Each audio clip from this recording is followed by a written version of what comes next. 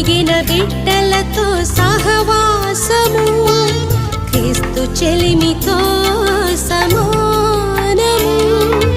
ప్రభు నెరిగిన బిడ్డలతో సహవాసము, క్రీస్తు చెలిమితో సమానము.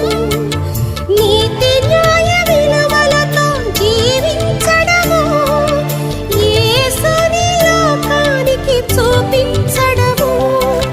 నీతి న్యాయ విలువలతో జీవించడము, యేసుని లోకానికి చూపించడము.